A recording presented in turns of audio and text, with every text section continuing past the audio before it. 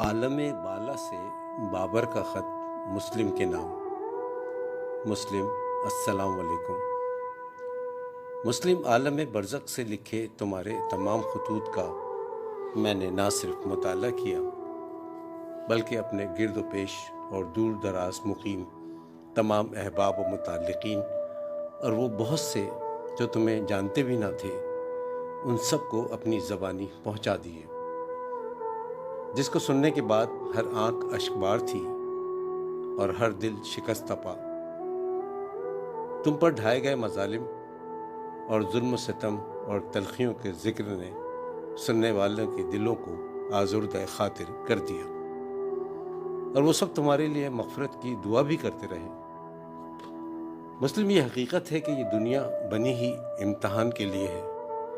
یہاں ناانصافیاں بھی ہیں، ناکامیاں بھی ہیں، اور ضروری نہیں کہ یہاں انصاف پورا ملے اور کامیابی مقدر ٹھہرے، لیکن صبر و شکر کرنے والوں کے لیے اللہ کے پاس بڑے انعامات ہیں، جہاں ابدی مسرتیں اور لازوال خوشیاں ہیں۔ تمہاری آپ بیتی سن کر مجھے قرآن کی وہ آیت یاد آ گئی، وَاصْبِرُوا إِنَّ اللَّهَ مَعَ الصَّابِرِينَ، اور صبر کرو، بے شک اللہ صبر کرنے والوں کے ساتھ ہے۔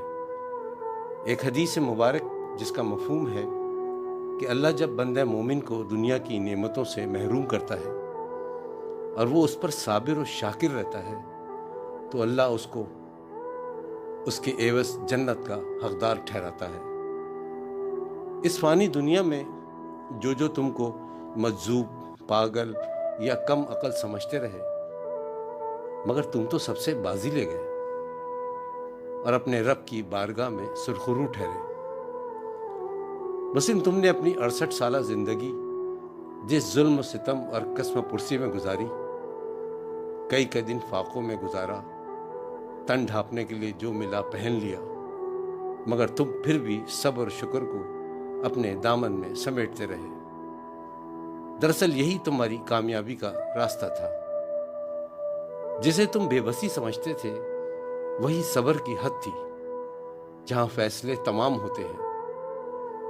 مجھے اپنے رب پر ایمان اور یقین ہے کہ اس نے تمہارا حساب کتاب کر کے نہ صرف تم کو سرخرو کیا ہوگا بلکہ اللہ کے حکم سے عرش پر فرشتے تمہاری فتح کی تیاری میں بھی مصروف ہوں گے اور تم کو جنت کا حقدار ٹھہرا دیا گیا ہوگا۔ بے شک میرا رب اپنا وعدہ پورا کرتا ہے۔ یہ حقیقت ہے کہ اولاد کی خواہش رکھنا ایک فطری عمل ہے، لیکن کسی کو اولاد تسلیم کر کے اس کو حق ولادت سے محروم رکھنا بڑی ناانصافی ہے۔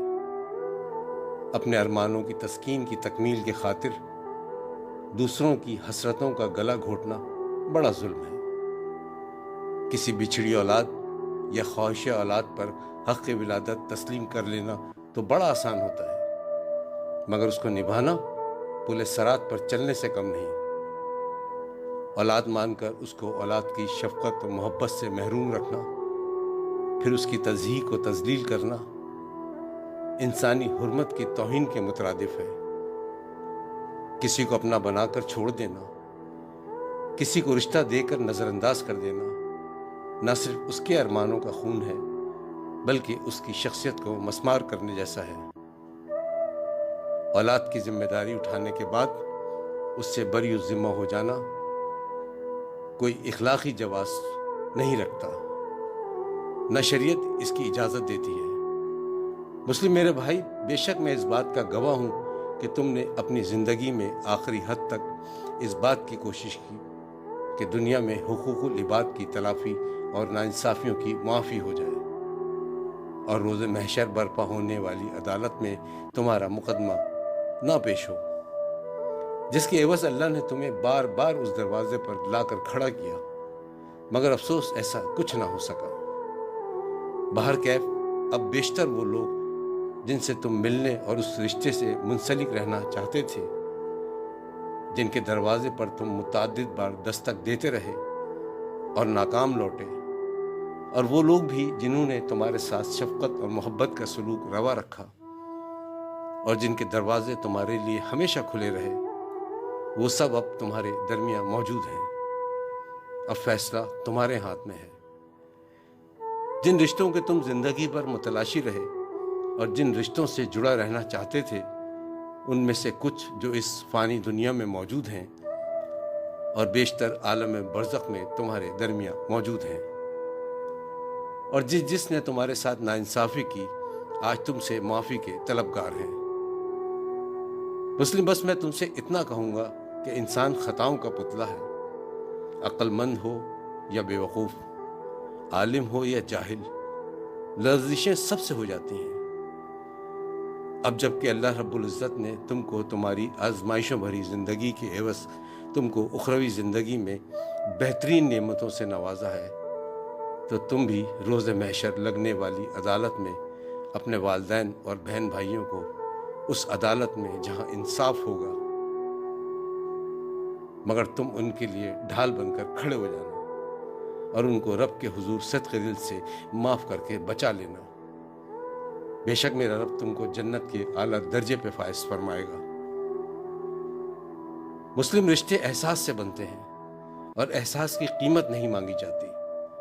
تم نے ساری زندگی احساس کیا مجھے بدلے میں کیا ملا، مگر میرے رب نے تم کو اس کے بدلے نہ صرف سرخرو کیا بلکہ تم کو ہمیشہ قائم رہنے والی زندگی میں تمام نعمتوں سے سرفراز کیا۔